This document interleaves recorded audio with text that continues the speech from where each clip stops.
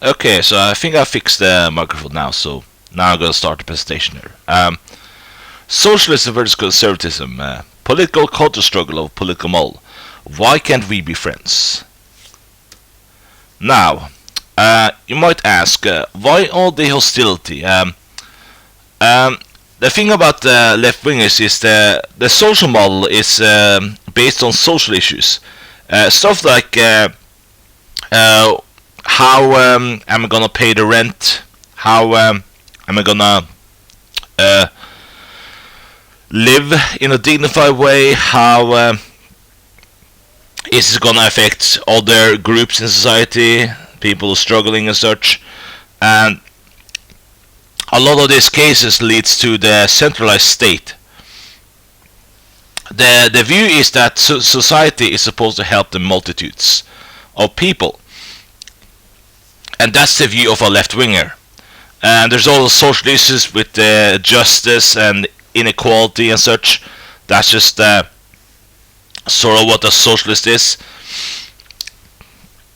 So they view sort of having a strong central government to be very important to them. Sorry. Whereas with or I should say one more thing.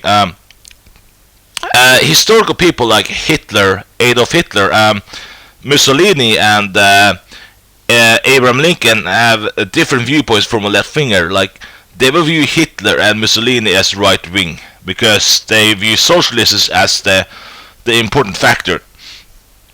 And Abraham Lincoln, I think they view more as a federalist, honestly. Now, if you go with the right wing mentality, they view those people as also all of them as left wingers, which might be a shock to a left winger to hear, but the way that a right winger view society is sort of like a car engine. They want it to work. They don't view it as a case of virtue signaling, as they call it, because they prioritize helping themselves over helping others in terms of ethics and such, whereas left wingers view the case more on the social issues as universal, and that's not the way a right winger works. Right wingers want a decentralized viewpoint of helping themselves, which eventually can lead to helping others, people. You know, that state just stay out of people's life, which is sort of like a less fair capitalism, I think it was called. Something that Ayn Rand actually supported too. So the idea here is that they view Hitler, Mussolini, and Abraham Lincoln, all of them, as left wingers in their own right, because they argue for a strong central government. In the same way, the EU and Communist Party of China is also left wing, because they have a strong emphasis on strong central government. Collectivism essentially means strong central government. If you can read the picture, socialism, a populist economic and political system based on collective, common, or public ownership of the means of production. And yeah, collectivism essentially means strong central government. That's just what it means, basically. Now, in comparison to the Ronald Reagan, he said the 9 most terrifying words in the English language are "I'm from the government and I'm here to help."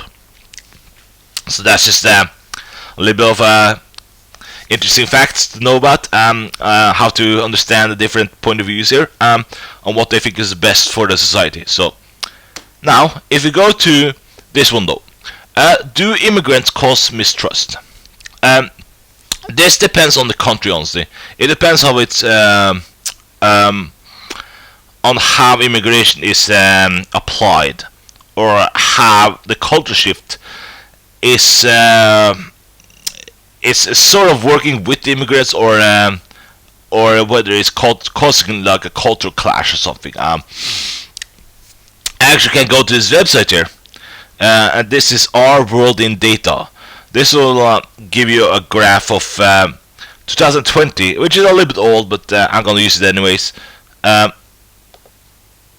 this essentially shows the trust level of what a government of a country thinks of their government in terms of trust. So let's go to the United States. Here we have 52%, 52.5%. I mean, and Norway we have 94.3%. And let's check. I didn't know Iceland was Norway. Just kidding. In United Kingdom, 47.7%. Sweden, 64.7%. Germany, 82%. Russia, 47%. India, 66%. Iran, well, that's its own thing, so I'm not sure if I got that.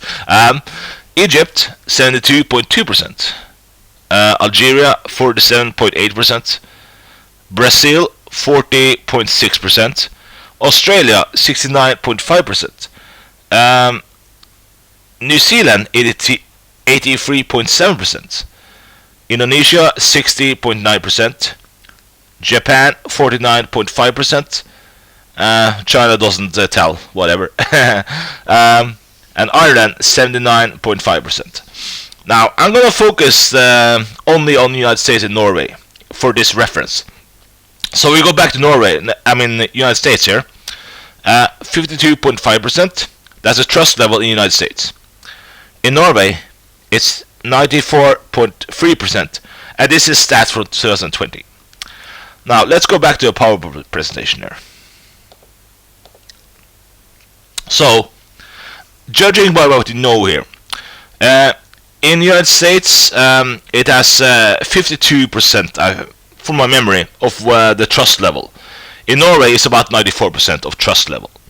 Now, we go here. Immigrants make up 17% of Norwegian society, whereas in the United States, it's about it's 14%. I actually wrote it wrong. It's not 15. So the immigrants of Norway, 17% makes up the Norwegian society, and in the United States, it makes up for 14% of that. So let's go to the stats. If you wonder where I got the stats from, on the Norwegian one is the SSB website, and in the American one is the American Immigration Council. So just let's go further. SSB stats, as I said, 17% in Norway. That's the immigration in percent of total population. Now, American one, we have 14%. That's the immigration of the American society. And I think the one above here is the work visas likely. That would be my guess. So, what we can conclude here is immigrants doesn't necessarily make distrust in society. They can be one factor, but they're not the entire factor. What this means is there's also other cultural differences to why people distrust the government or they distrust each other. So depending on how it's applied, on how culturally and societal way it affects us, it can be for the good or for the worse, basically. So I'm gonna go to the next slide. And here we have the nice issues. Okay, we have like the sensationalism, benefactor reasoning, fraud, fairness, ideological issues. So, in terms of the United States, I picked this one because, you know, it kind of works. On a cultural way, this is likely how like a socialist likely views the United States, right? They view like all this unfairness, like what about the 1% who is ripping all of us off, you know? Why isn't why don't we have good healthcare, you know? Why do you have a lot of debt in college? Why do these guys smile? Okay, so basically, the idea is that when you live in a cultural problematic society of I should use problematic and not my way, but when you live in a society and you just don't feel it's fair, you will maybe see, hey, they're not nice people, that's not good. But we also have another factor, which is the most right thing here, competence issues. If you look at Italy in the north, they trust the government, but in the south, they don't trust the government. Now, why is that? Frauds and waste. This causes distrust, and this is due to scams and functional structure. So, the question is, are the left-wingers who claims to promise all these goodies, are they competent? Is it culturally beneficial to even trust these people, right? So this is what I mean. The right-wingers view the society model as a car engine, whereas left-wingers view it as a moral right, which is based more on virtue signaling, and it also is based on things that affects on social issues. Why are they acting like this, or why are they, I don't like this, they're just being mean, and they're being, So they think the solution to this is, again, it's about the social issues. It's about what can the state do for you. They should be involved in creating the equality part, and that sort of is what the left winger thinks here. So that's sort of what I compare it to, basically. So on a cultural way, immigration really doesn't have. It's really like not even an entire factor of this whole thing. It's more about how society trusts each other. It's about competence. It's about how you even live with each other. Because if you can trust each other, then society will just go completely chaotic.